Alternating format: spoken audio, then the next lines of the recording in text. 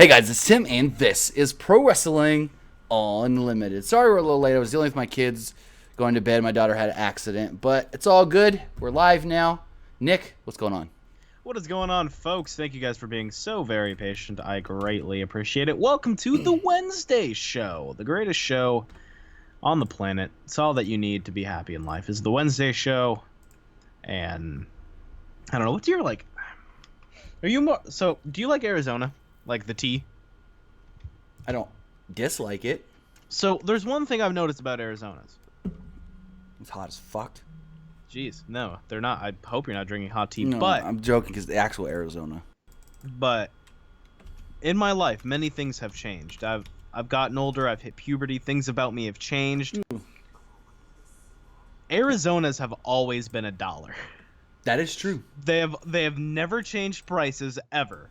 That is fucking outstanding. That is one of my favorite things about that company. Is that's the only thing in life. Death taxes in Arizona is being 99 cents plus 5 cents CRV, depending on where you live. It's just a fun little fact. What's up? XMKX Ultra says Arizona is shit. No, he said it is the shit. Oh, I didn't see the.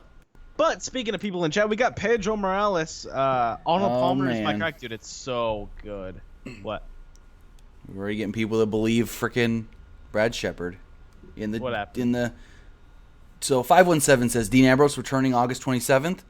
So let me tell you this right now. Brad Shepard, don't ever trust him. He's That the came dumbest from motherfucker. Barn Burner. He They're is the dumbest motherfucker that has ever existed. Barn Burner's the only one that said that number. And hey, you know what's funny? Jokes? They're going to be in Toronto that night. Where's Barn Burner located? Toronto. They just want traffic to their site. Kristen McDowell with the $5 super chat donation. What is your predictions for who you think will win the Mae Young Classic? We'll get to that. We are going to talk Mae Young Classic spoilers, but we're not going to start with that. Just in case you don't want spoilers, we'll do that more towards the end. Yeah, we'll do it more towards the end. We're gonna see who's in the chat, and then we're gonna talk about some Aleister Black. If you do want to text into the show, number on the screen 510-906-1341. We got TVP8. Where's everyone from? I'm interested to know where you guys are from. Tim, where are you from? Fresno, California. I'm from Union City, California. Where are you guys from? TVP says Ohio. Sergio Gutierrez says Nick is the best heel. You're goddamn right I am. You fact check that. Woo, Canada, not a real place. Nice try, Katie. Who invited her into this stream? Sergio Gutierrez, his favorite G1 match so far? Don't have one. Might have to be. It's a toss-up. Either Kenny Omega and Ishii, or Ibushi and Ishii. Ishii's been the MVP of this tournament. So we got Texas, Maryland, Melbourne, Milwaukee, Toronto, Wisconsin, Georgia. Georgia? Someone from the 585 just says he's from New York. Got Ireland. New York, Good old brother. Ireland. Good old Ireland. Awesome Gamer says he's from again. Toronto, Ontario. Good old Ireland. Finn Balor. WV, that's West Virginia, right? 585 in the text line says New York. Just fucking said that. Oh, my bad. Coventry City, England, UK, Canada. Hell in a Cell rumors? None. Superts is India. Is it hot? I mean, we do have Hell in a Cell rumors. Got Bolivia. That's a good one. Dang. My AP Gov teacher was from Bolivia. Wow. Tim and Nick, what do you think is the match of the year so far? We will get to that shortly because I do want to talk about that. Hell, Florida, basically. Lancaster, not a very good place. I feel you and your pain, dude. I know people live in Lancaster. I'm sorry for your loss. Indonesia. What about Delaware. Indonesia? Country road, take me home. Psych. What? All right. Would you like to see Matt Riddle versus Ciampa versus Johnny for the NXT title? No. All right, so Aleister Black. Black Alistair. So last week, just on a random day, I think it was Tuesday, maybe? Might have been Thursday. Dave Meltzer puts in his daily update that Aleister Black was hurt. He got injured and needed surgery but didn't have any more details. He apparently worked a match in Vegas against Ciampa. Ciampa crotched him on the top rope, and he was hurt. We then learned from Pro Wrestling Sheet that he had to have groin surgery. Then we real were quick, here. real quick. Yeah. Kristen McNutt with the $2. She says, "What's y'all favorite state to go for vacation? Go." I honestly don't know. The only times I've been out of California is for military stuff, so not really vacation. Where would you like to go? Out of state. Florida out of for state? Disney World. Yeah. My favorite. As much as I love California, I would have to say either Montana or Florida are my favorites. Mostly Well, I mean, the people my favorite thing to do on a vacation is go to Disneyland. So I would assume Disney World's better. Yeah, it's pretty fun. But You've been to World? yeah, I went You there. lucky fuck. I went there when I was in Florida last. I didn't know. Well, you don't pay attention to my Twitter then, do you, motherfucker? No, I'm paying attention to working. Anyway. Unless you tell me to retweet something. Anyway, so we learned that he had to have surgery. It was groin surgery. Broke his dick. Possibly. We then find out that it's not very likely that he would be at TakeOver. Then Russell Votes on Twitter posts today that he's basically not going to make it to TakeOver. So then with that, tonight's episode of NXT was the episode that set up the triple threat. It was supposed to be Ciampa defending against both Gargano and Black. A video, a WWE.com exclusive video, goes up about 2.5 hours after NXT was put up on the network today. And it starts off with William Regal, and they're like, Mr. Regal, why did you make this a triple threat match at TakeOver? And he goes, simple. You have to have all three guys involved, because if one guy's not, that guy is just going to interfere. So why not put them all in the match? Which is pretty logical thinking. Yeah, it's like the most logical thing I've ever heard. A stagehand walks up. I know I messed up in the video I posted about this and said it was a referee, but it was a stagehand. And goes, Mr. Regal, we need you in the parking lot now. And he's like, well, what's wrong? Like, we need you now. So now, remember these few things. He goes to walk out the door to outside, and Gargano walks inside. He's walking over to these tables where I guess like an eating area, and before they get there, they pass a car with all four members of Undisputed Era.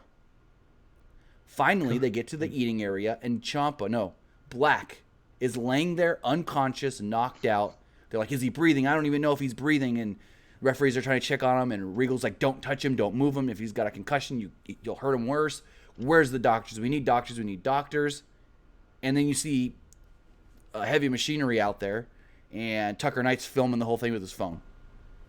So I'm gonna mention something, and I feel like I'm the only person under the sun that thinks this. But before I do, we've got a $2.79 from Awesome Gamers, and when Ray signs, you think he'll go to 205 Live? No. Doubtful.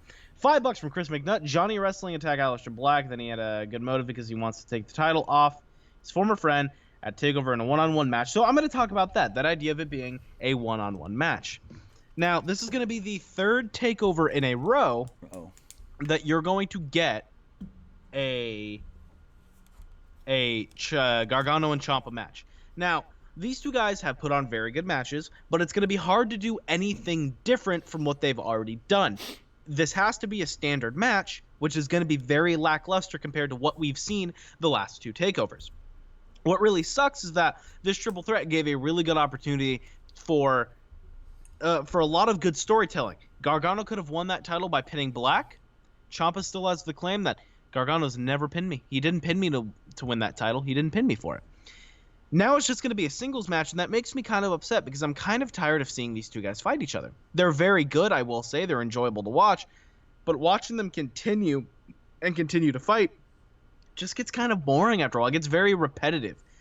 I get that the goal is to most likely put the belt on on Gargano, and I understand that, and that's probably what's going to happen. I wonder if the Undisputed Era are going to have anything to do with it, since we saw them in their car. I wonder if they're in cahoots with Gargano, maybe a deal. I don't know.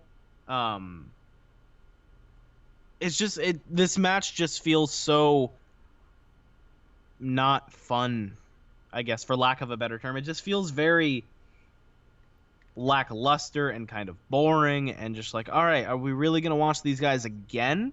They put on great matches, don't get me wrong. I'm sure it'll be a banger of a match, but I think compared to the last two matches that they've had, it's really unfair to put them in just a singles match now. At least with the triple threat, there was no rules. It's no disqualification. You can use the chairs. In this, it's just a singles match. Unless they pull some WCW chicanery. How do you go from that Chicago street fight to just a match. I get the title's on the line, but exactly. You can't. You can't, and they can't just throw anyone else into this match. I mean, they could. I mean, I know a lot of people on Twitter have been saying best way to debut Matt Riddle is throw him in here and put the title on him. They're not going to, because unlike the main roster, NXT, Triple H, he likes to stick to his plans and his storylines. And the plan is not to put that title, like if the plan was to put the title back on Black, then throwing somebody else in there would work. But if the title's to keep it on Ciampa or put it on Gargano, then you're going to throw somebody in there just for them to get beat, especially if it's somebody that's making their debut. That's horrible booking. Well, I think it would be a very ballsy and probably very profitable move to put Riddle into that match, just have him go for the fucking belt. But here's the thing. He could interfere in the match, possibly. That could be something that happens. Do you announce Riddle is going to be in, or somebody else is going to be in the match next week, or do you do it like day of? You can say, Regal can post a video, an exclusive video, and say, we're continuing with the triple threat. It's not going to be Aleister Black. It's going to be a surprise opponent that you will see during the event, during the main event. And that's already right there. That's going to guarantee some clicks, because you're going to think to yourself, who the fuck could it be? Right. It'd be cool if it'd be Riddle. He would probably just lose, but here's the thing. And that's the thing. Riddle coming in his first match, you don't want to beat him. Yeah, he doesn't have to be pinned. He doesn't have to be pinned, but it's still technically a loss in his book. It's still a loss on the record book. It doesn't look terrible because it was in a triple threat match. I still don't think he should lose. I don't think that'd be a good idea. Or, I mean, I doubt that they'll do this. Say it's Black. Say, we're going to clear him. We're going to let him go. And just have him get beat backstage, I guess. Well, that would still result in a... But that's basically what they did tonight. Tonight, exactly. I don't know. It's just... I really don't want to see another singles match between these two guys. Yeah. I don't know. It's just... And I really like this text from the 401. The way you feel about Gargano and Ciampa is the way I feel about Ziggler and Rollins. Yeah, Ziggler Rollins is another thing where you're just watching two guys fight each other. That's what half the SummerSlam card is. Honestly, are rematches. This Rollins, it's Ziggler not as good thing, as it should. It may all just be to bring back somebody, either a Jason Jordan or a Dean Ambrose. What do you mean? What do you mean? I think one of them, somebody's got to come in at SummerSlam and help Seth. No. I wouldn't put it against him. Somebody's got it. Both guys are ready. Deroni is awesome. Then watch some of his fucking matches. Like, you don't have to believe me. Just believe the guy in the fucking ring saying he doesn't think Riddle's all what he typed up to be. Just watch his work, dude. Have you not seen his matches? Watch his matches with fucking Lee. You'll change your mind, I promise you. He has been compared to Kurt Angle. Not as far as, I mean, yes, he's a good technical wrestler, but as far as how quickly he picked it up and how quickly he was able to adapt to pro wrestling from a real fighting style. Okay. Some can say, oh, well, Ronda picked it up quickly too. But how, no, she hasn't. But how heavily scripted and how heavily planned out have Ronda's matches been? Can I talk? Freaking Matt Riddle. One second. Matt Riddle's been working the indies where they just say, here's your finish. Here's a couple spots we'd like to see. Go for it. Mm-hmm. If Ronda would have gone out there and went to the indies first, she would not have this hype behind her because you would see her flaws. They book her well enough to where they only have her and her opponent do what they know Ronda can make look good. So, we're speaking of Ronda. I'm genuinely worried still. And I talked about this on Monday, but we have a lot of people in here. And I don't know if they were at the Monday show. But I have a fear that Ronda is going to genuinely hurt somebody in that ring. What she did to Alicia Fox, Ragdoll, just looked uncomfortable. It looked like it physically hurt Alicia Fox. And I don't like it. But there's also one more thing I want to talk about because it's been, the dumbass Brad Shepard reported it. Which is? The fucking shit about Ambrose. I want to talk a little bit about Ambrose himself, and is he really this kind of like key player into anything?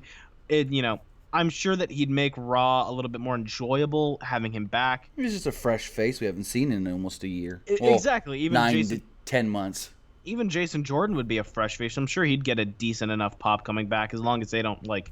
As long as he's not Kurt's son anymore. What sucks for Jason Jordan's return that if he returns before Dean, everyone's gonna fucking hate him.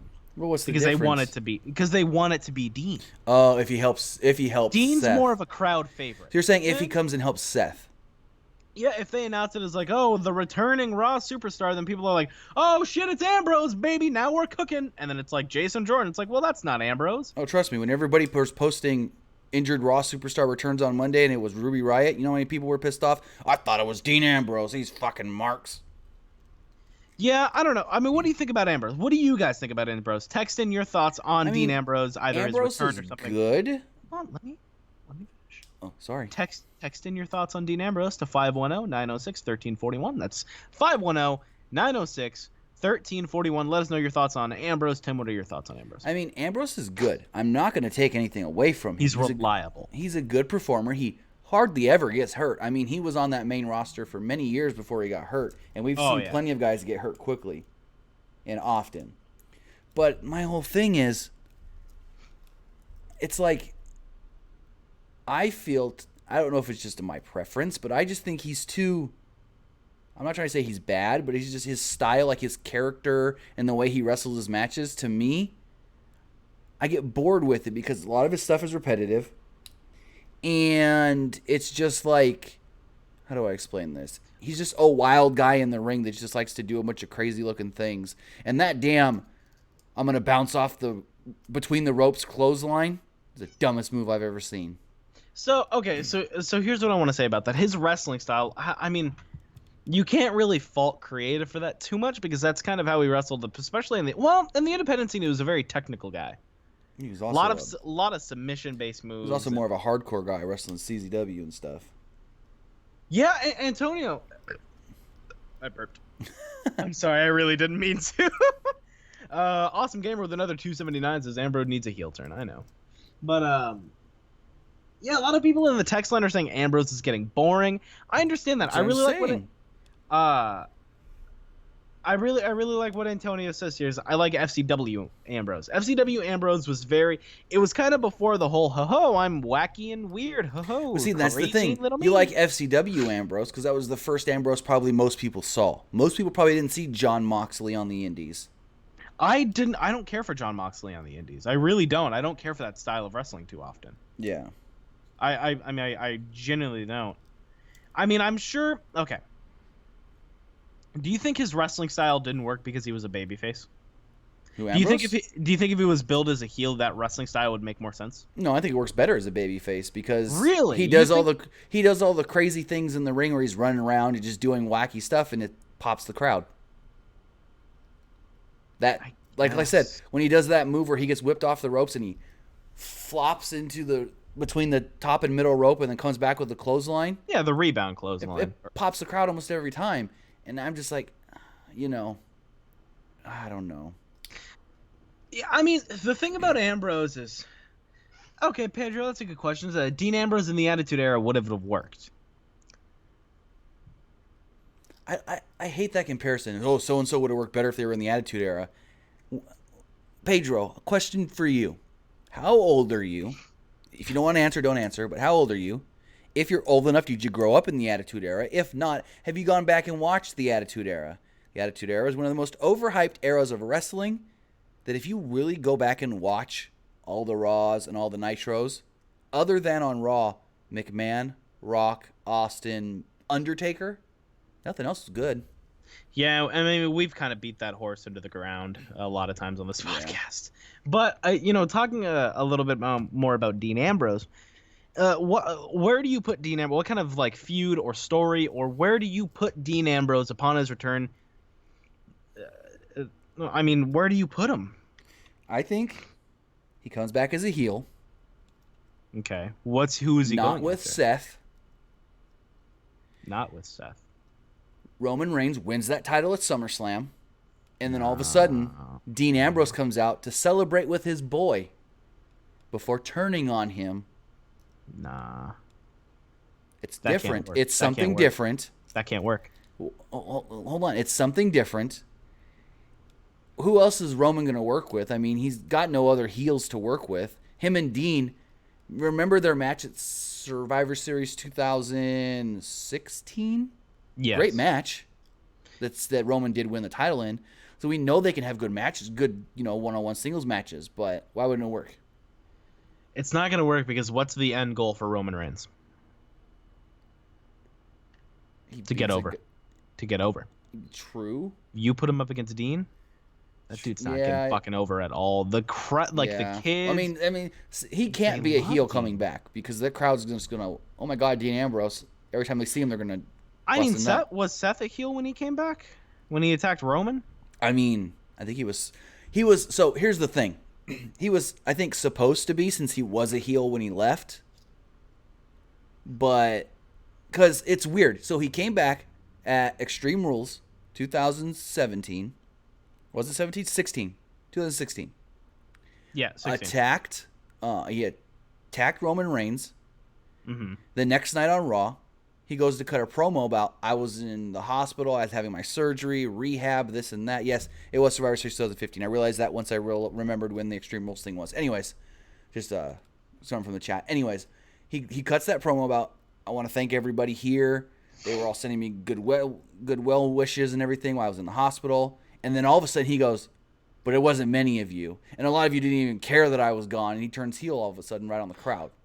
Yes, but then we're forgetting another aspect if Dean was to do that to Roman. What? Whoever's Money in the Bank holder. Because that's just an instant thing right there, especially if it's KO. I mean, KO is a quote-unquote heel. Well, you know what the rumored match is for Hell in a Cell? Is it them two? It's Roman KO. Can I tell you something? Sure, you can tell me anything. I feel like KO's not a heel. KO is like he's like Naito. He's like Naito. He's supposed to be a heel, but the crowd always cheers for him. No. No? He doesn't. What does he do that's heelish? He's one of them smarmy. He's what they call a smarmy. What's the word I'm looking for? Scaredy cat heel, where Bastard? he thinks he's a badass, but in the end, he's always just trying to weasel his way in or out of things. Right, but it's like he doesn't do anything very heelish. Ever. I mean, well, he can't right now because technically Braun's the heel in this whole thing. Is he?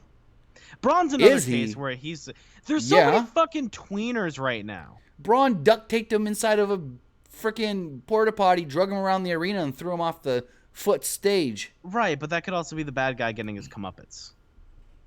You know what I mean? The week before Owens did anything to him, really, he flipped Owens' rent-a-car. Yeah, but that could be the bad guy getting his comeuppance. But there was no comeuppance to get, really. Yeah, I don't know. I mean, it's all stems off of... It's very complicated to have Braun as a face. He threw Owens off of that 20-foot ladder at Money in the Bank, and that's the start of this feud, this 2-month feud.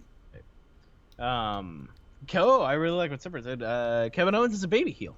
I mean, he was a heel when he was Universal Champion. I'll give him that. And when he was U.S. Champion on SmackDown, he was a heel then, too.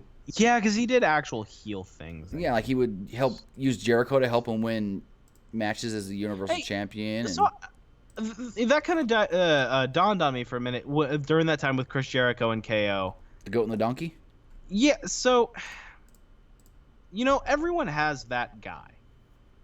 Every wrestler has that guy, or if it's a female wrestler, they have that girl that they can pull like great matches out of. Kevin Owens has a few. He has Jericho and he has Owens.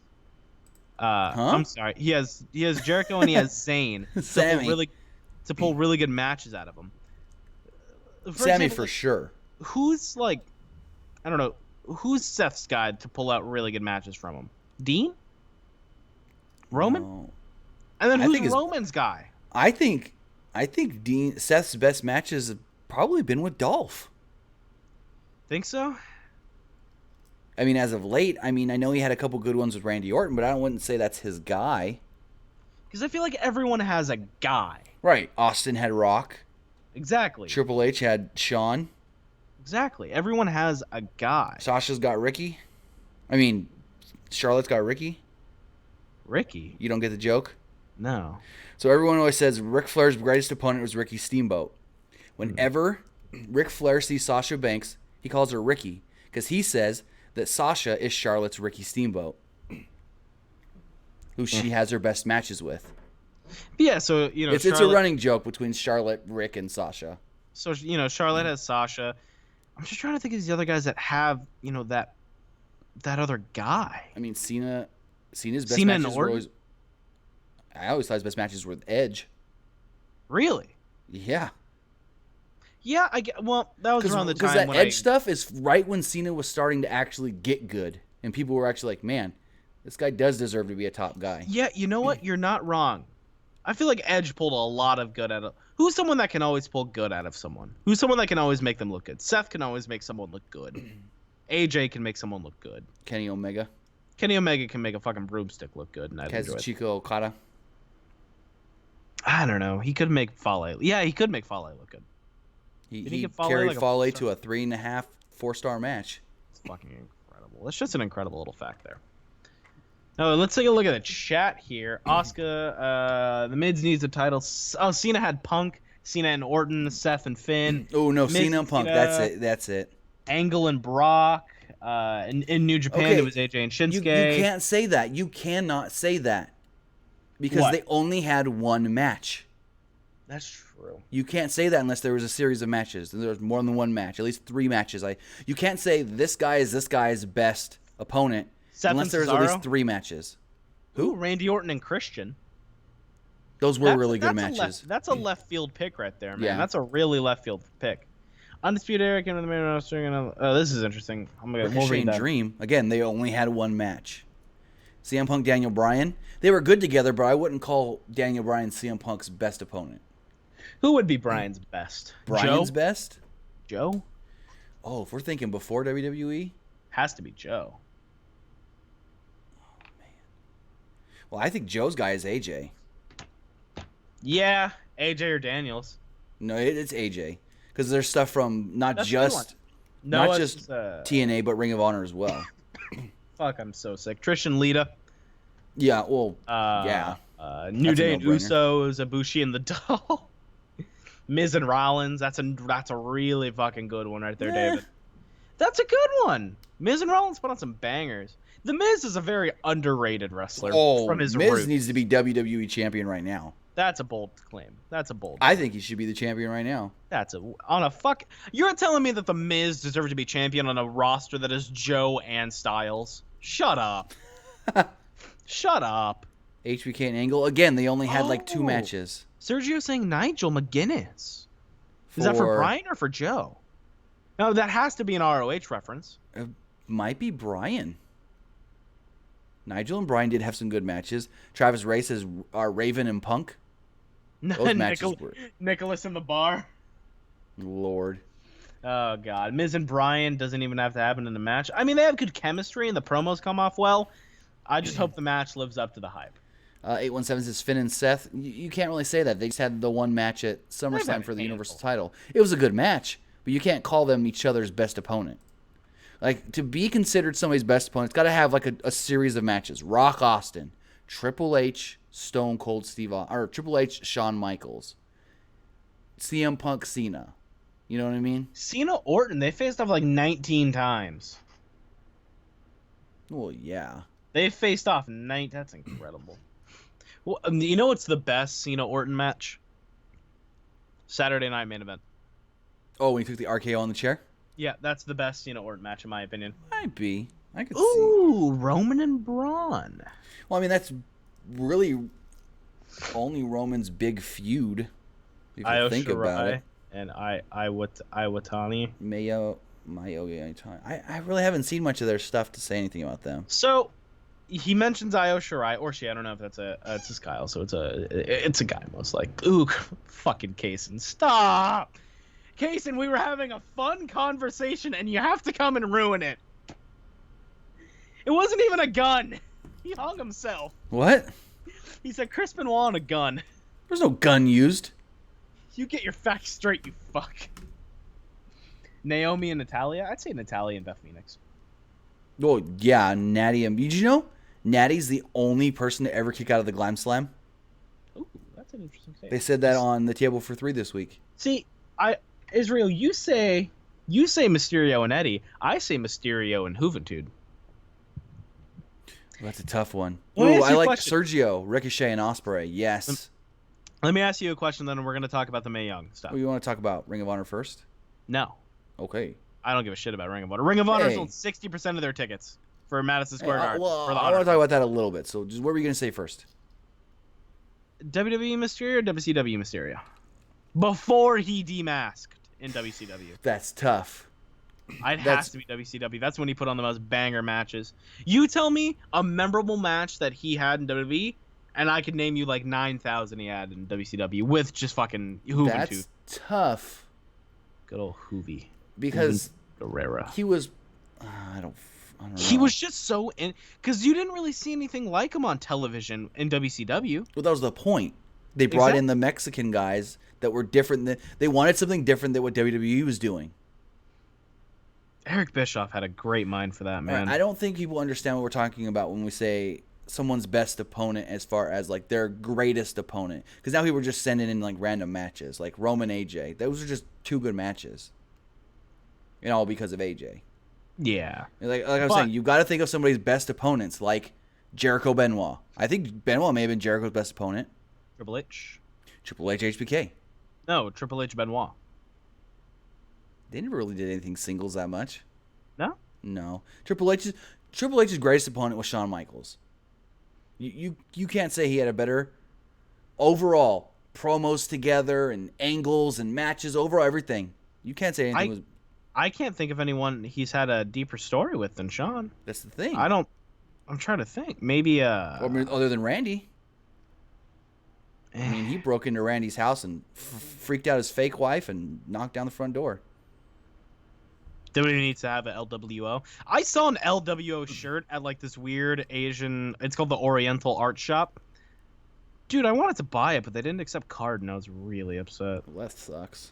Because I was getting a tattoo that day, and I really didn't want to spend that much money. You couldn't pull that Serena Williams in the new Citibank commercial where she runs over to the ATM, grabs the cash, and runs back to the little flea market and buys the necklace? No, because it was my credit card, and you never want to take credit cards to the ATM ever. Well, I didn't know you meant credit card. Oh, well, yeah. Well, no, because Citibank now, you don't even need a card. You just put your phone onto the ATM and it logs you in. That's like every bank now. I don't know. Wells Fargo Chase doesn't has do it it. yet. Well, that's what it is. It's they do. Chase. It's Chase. That's what it is. Commercial's Chase. That's my bad. Yeah, Bank of America has it. I'm pretty sure Wells Fargo might Not have that it. I've noticed. Anyways. Mae Young Classic. Sure, we'll talk Mega Classic first. Spoiler Spoiler alert! Spoiler alert! Spoilers. Super, I have 4 tattoos. Jesus. I have 4 of them. I'm not proud of them. I'm proud of this last one. It's fucking awesome. This one's nifty, dude. All right, so tonight... So we are going to be talking about winners from the first round of the Mae Young Classic, and I want to give a shout out to JJ from the Wrestling Observer. Got in a bit of trouble for doing this. He got talked to, and they said, no, don't post the results, baby. So, first of all, just Here want goes to say your spoiler alert logo. Oh, nice. I just watched you move it into frame. I did, because I put it together last minute. Anyways, so... Did you just put it together? No, I've had that. It just came to me now to put it up. I got you. I could have had it set earlier. Anyways, so tonight they filmed the first round of the Mae Young Classic. Now, they had a dark match, which kind of baffled me why they used this girl in dark match, not put her in the tournament. It was Britt Baker versus Tesha Price, and Britt Baker did go over. Yeah, and it's interesting to me that they didn't put Britt in the tournament itself. Yeah. It's rather interesting to me. And I'm pulling up the results here on my phone. If you I got them all written down. Well, if you got to take care of something. Why would I? I'm just saying. Did you not hear that? I think it was from outside. Oh, okay. I got you. I thought it was you. Okay. Cool. All right. So, going forward, if you don't want spoilers for the Mae Young Classic, click off now. Here we go. Look. So, look what? Borat trolls. I'm not saying I agree with you. But okay. Ooh, yikes. Who do you think you are, frickin' Scott Hall? This ain't Ringside News. It wasn't even his account, which is the sad thing. It wasn't even his account. Tim's talking to his kids right now, baby. So we do have a little bit of a Chris McNutt with the $2. Tony Storm says the biggest pop Hey, come here. at the parade of champs. Why are you still awake? Gotta mute. Gotta mute. Gotta mute. We'll Tim didn't mute himself. And cuddle with her. Maybe that'll help. Okay. Tim didn't mute himself. Night. Rookie move. Now he did. So, like you said, Britt Baker did defeat. Whoops, I thought I was Price. muted. You weren't. I was telling you, dude, mute yourself. Mute yourself. I thought I did click it. I just must not have clicked it hard enough. Do you? I didn't even talk about anything. I was reading the $2 from Chris McNutt. Right, So you so- want to take it? Yeah, I got this right here. Oh goodness. So, Mae Young Classic. They did all the first round. There was, 16 matches? 1, 2, 3, 4, 5, 6, 7, 8, 9, 10, 11, 12, 13, 14, 15, 16 matches. 32 women. Here we go. So, we've got Tegan Knox, the former Nixon Newell, God, I love her. defeated Zatara. Zatara is a masked Mexican wrestler. Mm-hmm. Who I believe lost in the first round last year. She was not in last year. She was not in. I thought she There's was. only Maybe there's only like 5 or 6 girls that returned. I'm thinking of someone else. My bad. Everyone's You're just laughing. probably thinking Princessa Suhi. Yeah. I think that's how you say her name. Everyone's laughing at you. It's all good. Look at you being a loving parent, you idiot. All right, so then we had Michael Cole's pick, Rhea Ripley, defeating MJ Jenkins. Oh, do we want to say who the commentary team was? Oh, yeah. Commentary It's team what I was predicted. Michael Cole, Beth Phoenix, Yep. and Renee Young. Now, do you think that's a premonition of who can be the commentary team for Evolution? Yeah. Renee and Beth? You think they throw for- Michael Cole in there? Yeah, probably. Why not, dude? But it's an all-women's pay-per-view. You can't have a guy at the all-women's pay-per-view. I mean, I'm sure there's going to be men at the event. That crowd was mainly men. Oh, speaking of the crowd, both Rebel and Rosemary were sitting in the crowd. Interesting fact. It's unknown if they're going to be shown on camera or not because no one said that the cameras were in their faces at all. You never know where the hard camera pans to. Mm-hmm. But they were seen sitting in the crowd. Also, Samoa Joe chilling with sunglasses on, watching in the front row. Yep. Someone tweets out, "This women's division is so bright, Joe needed sunglasses to watch the tournament." Anyways, Rhea Ripley defeated MJ Jenkins. We then had Lacey Lane defeats Vanessa Craven. We get Miko Satomura defeating NXT UK star Killer Kelly. I like Killer Kelly a lot. She's very good. You know who I'm sad not in it this year? Who? Viper. She signed with World Sport. I know. I love Viper. She technically couldn't be. Viper's just the best. We then get Marty Scurll's girlfriend, Deanna Purrazzo, defeating another, I think she signed to a UK deal, Priscilla Kelly. Yep. I think she's signed to a UK. She might not be, actually. We then have, I think it's Zeuxis, defeated Ariel Monroe. Mm-hmm. It's spelled Ariel, but the way Michael Cole said it was Ariel earlier, so I don't know which was the exact way to say it. Mm-hmm. We then have Casey Catanzaro defeated Reina Gonzalez. If you don't know who Casey Catanzaro is, she's from American Ninja Warrior. And things that I have heard, apparently because of her background with the Ninja Warrior stuff, she can do stuff that basically no other woman that's ever been in the Performance Center can do. I'd imagine. I mean, that fucking show's grueling. Yeah. We then had an interesting one. Mercedes Martinez I like her. defeated Ashley Rain, the former Madison Rain, and apparently that crowd did not want to see Madison Rain there or Ashley Rain. From the multiple people I saw posting on Twitter, they were just like, this crowd just shit all over Rain.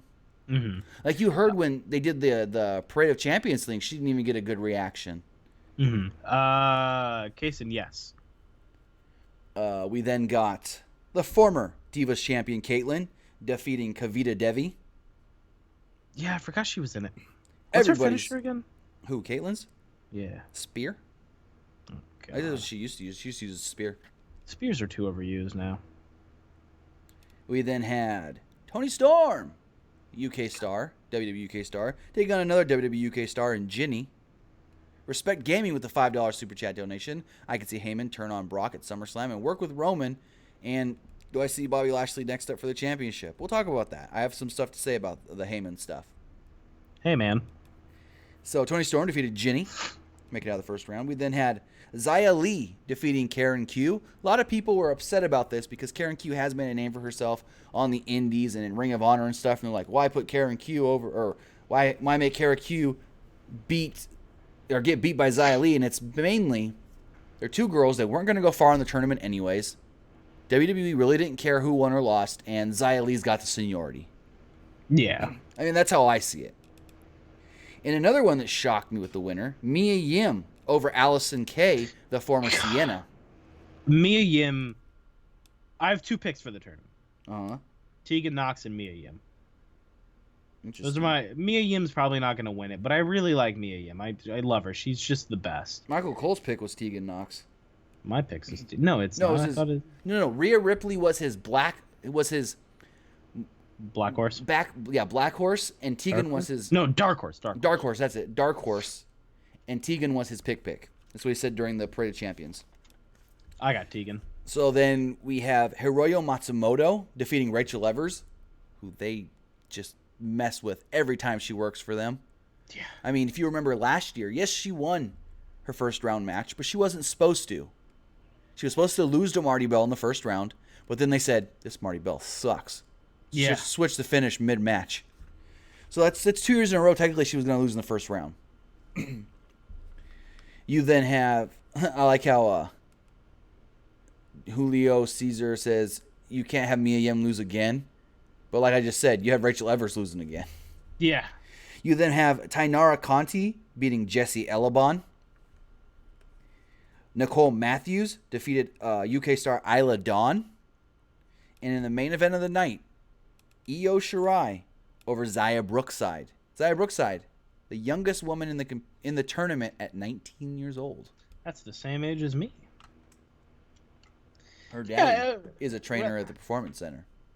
Yeah, a rather good start to the first round. I'm excited to watch it on the network when it does air. Do you know when it airs? Fuck no. August 5th is the first match. Or the first... August 5th? So what I think they're doing... No. It's not August 5th. September 5th. So I think they're going week by week, like they did with the Cruiserweight Classic, to start on August 5th. Well, technically it starts on it starts August 29th with Bracketology, running down the matches for the first round with Morrow and Beth Phoenix. That next week, September 5th, they will then air the first match, or the first episode of the Mae Young Classic. And I do believe they're going to go week to week instead of dropping 4 and 4 like they did last year, because they want to go week to week right leading up to Evolution, where the finale is going to be. Yeah, that's what I'm thinking as well. Because if you think about it, last year they dropped them on a Monday. This year, their first episode's a Wednesday. So I think that's why they're going to do week to week. But those are first round matches. Spoilers, be gone. Unless we're talking more about this, but anyway, that was the Mae Young Classic. I think the finals, depending on how they bracket it, could come down to Toni Storm and Io Shirai. Nope, Tegan. Anyways, you know where her quote unquote last name comes from, right? Harry Potter. So, let's talk about this Heyman shit. Hold on, going over the text line really fast. Oh, never mind. It's okay. Someone sent in a NASCAR question. Not a real sport. Hey, shut the fuck up. It is more of a sport, if not just as much as pro wrestling. I couldn't see you going out there and doing it. Because I can't drive. It's not even that. I can't. That's like 100. I can't fucking. No shit, I couldn't that's perform not the in NASCAR. I can't goddamn drive. But that's not all that it is. But that's a pretty big fucking Well, yeah, but I'm just saying, there's more to it. You got to be in pretty good physical shape. There's NASCAR drivers that go out there and because of the heat and everything, can go out there and in one race lose like 15 pounds. I only like Dick Trickle. Dick Trickle, that's an old school name. Anyways, Paul Heyman. If you guys didn't see it, a video aired today. I think it was today. Was it today or yesterday? Yesterday. They played on their YouTube and Twitter and Facebook. And you're talking about the exclusive after interview, right? Okay. Yeah, that was yesterday. So, yeah, it was, because it was the day after Raw. So, they go and they play this video. It's the end of the Renee Young interview where he's like, this Brock Lesnar, Roman Reigns can't beat. And then you see Heyman get choked up a little more. And then it goes into more of the interview. And he's like, but. And then he kind of, he's, huh? Not what he said. What did he say? He goes, unless. Oh, that's right, unless. And then he doesn't even fit. He goes, unless. And Renee's like, unless what? Unless what? And he's like, says nothing, gets up, takes the mic off, and walks away. And she's like, Paul, unless what? And that's it. Mm-hmm. So. Okay, so I do want to talk about this a lot. In the whole theory, we could pull a SummerSlam 2001? No, two. I think you're thinking Survivor Series. Am I thinking Survivor Series or am I thinking SummerSlam? Survivor Series 2002 with Big Show? Yes. Survivor Okay, Series so it's 2002. Survivor Series 2002 where Paul Heyman turned on Brock Lesnar, aligned himself with the biggest of shows. Now, I thought you said he's not allowed to be called that anymore. what the biggest? Oh yeah, with the Giant. So, would you want to see Roman? And I want to know what you guys think. Give me a yes or no and your reason why. Text it into 510-906-1341. That's 510-906-1341. Do you think Paul Heyman should align himself with Roman Reigns? Tim? If he does, it would have to be only to swerve Roman later. They have to go really Vince Russo with it. I don't know about that. Would Brock come back and he swerves him again? Yeah, I guess that would imply Brock coming back. Okay, Lane, that makes no sense. What happened? He says Paul cashes in on Roman. Cashes what in? Paul ain't money in the bank. No, he's probably just memeing. So a lot of people are saying yes. I mean, here's the thing. I don't think it could logistically happen. Why would Roman approve of that? Unless he's turning heel. But I mean, I think it's too far gone. They turn him heel now, and it's just. Yeah, they should have done that a year ago. I think it's too far gone. I think they're just kind of fucked at this point. How can Pedro? How can you say heel Roman equals gold? When have we seen him heel other than with the Shield? And the only reason it was the Shield. He didn't even talk during that time. It was all Dean. That's like when people are always like, Roman would be such a great heel. Roman, he's amazing as a heel. We've never seen a single star Roman Reigns as a heel. Am I wrong? Someone from the 517 says no because he would be a heel and that just wouldn't work for Roman's character. Plus, Vince wouldn't want that to happen to his second best merch seller. He'd probably sell even more merch. He'd probably get over. But Vince's mentality is heels don't sell as much merch. Why do you think John Cena never turned heel in his second Mania match against The Rock? And I want to say one more thing. There is something people are not understanding, is that just because you're paired with Paul Heyman doesn't mean you're going to be gold. Ryback, Curtis Axel, and Cesaro. They were all Heyman guys. Was Cesaro in with them? I thought he was. Yeah, he was in there. He was. I know he was with Swagger and Zeb. No, yeah, he was a Paul Heyman guy when he first came up to the main roster. He was a Paul Heyman guy. When he was the U.S. champion?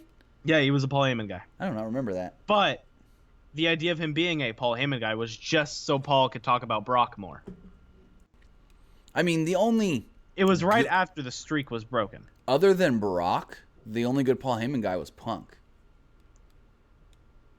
Yeah, and that's a pretty good example of the person that Paul Heyman is managing doesn't have to be someone who's a Nephilim. They were great because they could play off of each other, not they needed Paul to be any kind of anything.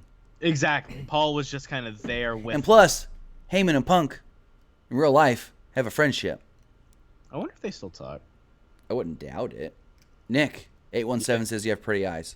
You goddamn right I do. They think you don't read the text messages. I do read the text messages. They say, hey Tim, tell Nick. I just didn't want to break the flow of conversation, but I appreciate it. I did. So you can also compliment us by donating to the stream. No, I'm kidding. That's how I know you truly love us. Oh, is the Roman situation the same as Naito back in 2013? I don't know because I really wasn't watching New Japan then. Not really, no. It's not really the same. But I from think what the issue with Roman is just that they tried and tried and tried, and they couldn't get it right. They should have just dropped it. What do you mean? You're kicking it. You should have just dropped the whole experiment. You're beating a dead horse. But their feeling is they never dropped it with Cena and it ended up working eventually. Right, but that's because Cena had some natural charisma.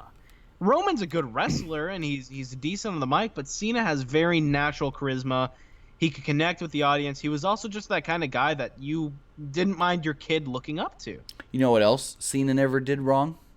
What? Suffering succotash. Oh, God, don't. He never suffered succotash. Kristen McNutt, $2. Nick, you have lovely eyes. Thank you. I get them from my mother. What is this? I don't know. Freaking Match.com? It's Match.com. What is Match.com? A dating site? I thought the only dating site Tim uses was Grindr. Excuse me, what the hell's that? Look it up. Never heard of it. Look it up. Grindr. I know how to spell. He's really looking it up, guys. No, I'm really not. This will be on his search history forever. Oh, goodness gracious. So before we wrap up here a little bit, let's talk a little bit about Ring of Honor. Much to my dismay, 'cause I don't care. All right, so Ring of Honor, as we all know, next year with New Japan Pro Wrestling, will be running G1 Supercard in New York City at Madison Square Garden. Yep. Now, a lot of people were skeptical about this. Could they sell, 10,000 seats like All In did? Can they sell a decent, fair number? A lot of people thought maybe 7, 8, 9, maybe 10,000 seats. Now, I don't know exactly how they're going to have the stadium, or whatever you want to call it, the arena configured. They could go 20,000 like WWE's done. They could go like others have run in 15. But as of today, the pre-sale went on sale. Now, the only people that were allowed in the pre-sale were people that are subscribed to the Honor Club service. You had to sign up before August 1st, and you would get an exclusive pre-sale code where you can buy up to 8 tickets. Now, according to Ring of Honor COO Joe Koff, in a statement he released to Post Wrestling at about, I want to say, 3 o'clock, maybe about 3 o'clock Pacific time, he said they'd already sold 60% of the tickets they had for sale. Just through the pre-sale, general admission tickets don't even go on sale till Friday morning at 10 a.m. Eastern. I wonder. I don't think there's a problem with them selling it out. Nah. Chris Meduck, $2. Will Paul Heyman ever be a manager for WWE? Women, most likely not. I wonder what percentage was Ring of Honor fans and what percentage were New Japan fans. I also want to know what percentage was guys that are just like, let's stick it to WWE and go to the Ring of Honor show.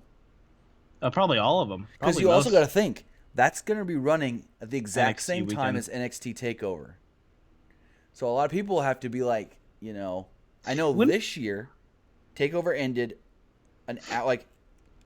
they positioned it to where TakeOver started an hour before the Ring of Honor show. So the Ring of Honor show actually ended an hour after the TakeOver show. And a lot of people were able to barely make it from TakeOver to the Ring of Honor show just in time to see that Kenny Cody main event.